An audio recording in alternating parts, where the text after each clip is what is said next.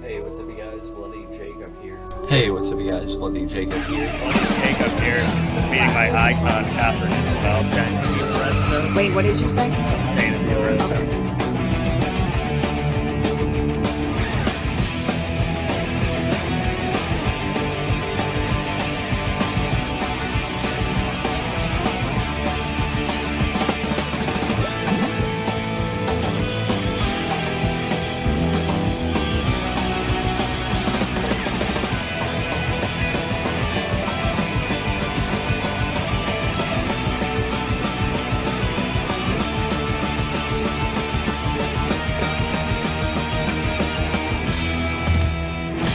Have a good one. You guys better subscribe and watch my friend on his YouTube channel. He is kicking ass.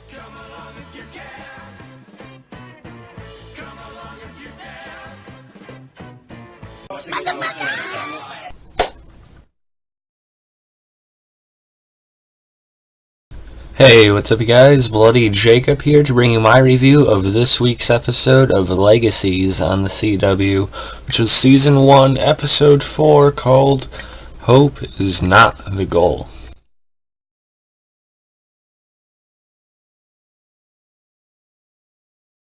So yeah, another week, another episode, and overall, hope is not the goal. I like this episode. I have my issues with some of the threats here, which we'll talk about in a couple of minutes. But overall, I think this is so far, 4 episodes in, fairly enjoyable show. I'm liking it. Also, like, if you look at my favorites, there's a Hope tribute I saved my favorites recently. It made me kind of cry. So that's probably part of it. The big part of it is that I think, again, I say this every week, but Danielle Rose Russell, she's just doing an increasingly better and better job as it's gone on, and adapting, her own personality that meshes with, elements of Klaus's and the other Michelsons, but sort of having her own identity. And I gotta say, this Hope, she's probably one of my favorite, female characters of the entire TVD originals world. I've always been a Catherine fanatic. I really grew to love Haley. And then after that, it's probably Hope, honestly, and then you have Camille and stuff like that. But yeah, I'm really loving Hope at this point.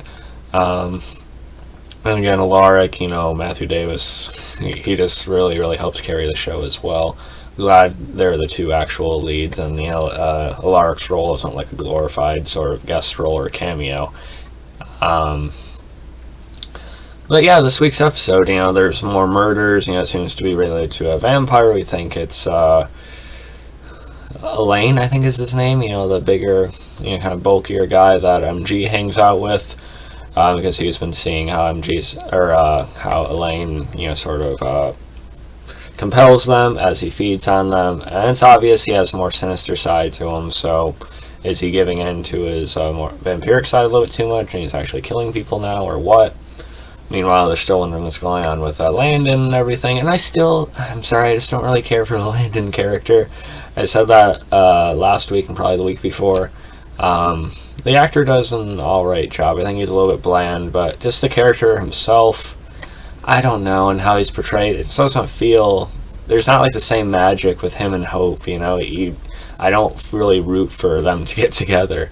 I think there's someone greater for Hope out there. I don't know. He just doesn't have that epic love feel like your Stefan and Elena's or Damon and Elena's, whatever. Klaus and Camille, obviously Elijah and Haley. It doesn't feel like the start to anything like that at all. And I know it's only a few episodes into their potential, relationship, and, there will be. But still, I remember it being more kinetic in the first 2 episodes of The Vampire Diaries. The first 10, 14 episodes of The Vampire Diaries, they were really good. My brother's going through it now, and I just don't feel that same magic with this show necessarily. Especially with that love angle on the supporting characters. I just don't feel like the actors are nailing it quite as much. But again, I'm entertained by this show. I think it's pretty dynamic. I enjoy it. I chose to watch this over Supernatural tonight, honestly. I could have watched both of them by a little bit of a break, a little bit of space between things I watch. But we find out it's these, kind of Greek type of spider creatures.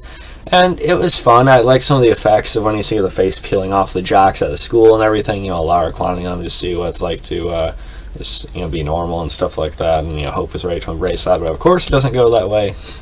And meanwhile, Lizzie's trying to take charge and shortchange Hope and shut her down, prove her worth, and that personality attitude's getting kind of old.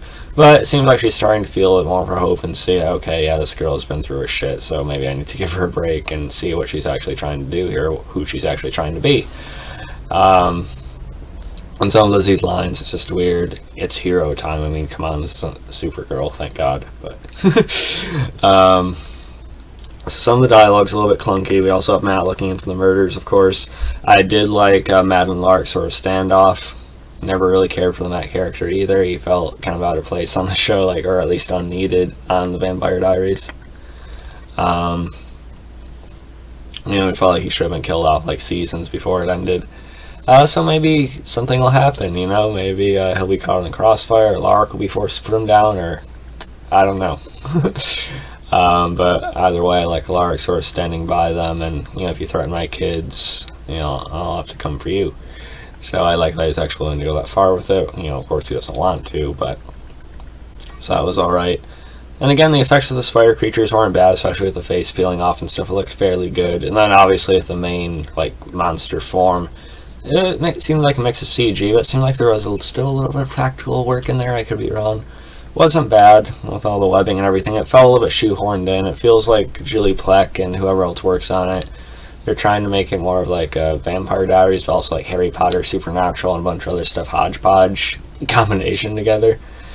And I don't know, it works and then it doesn't quite fit, compared to the more, grounded nature of just vampires, werewolves, witches of the two original shows. I don't know, it feels like it's overstepping its bounds just to sort of be different. And it's distinguishable, but I don't know, mixed so far. But again, we're only seeing the start to the main story they're going with, so we'll see how it goes. We're only 4 episodes in. But still, overall, really enjoying it, don't get me wrong. I mean, I'm surprised. So, yeah, overall, I'd rate this episode probably about an 8.7 out of 10. Let me know what you guys thought about it. You can follow me on Facebook, Twitter, Instagram, subscribe. I'll catch you guys next time. Peace.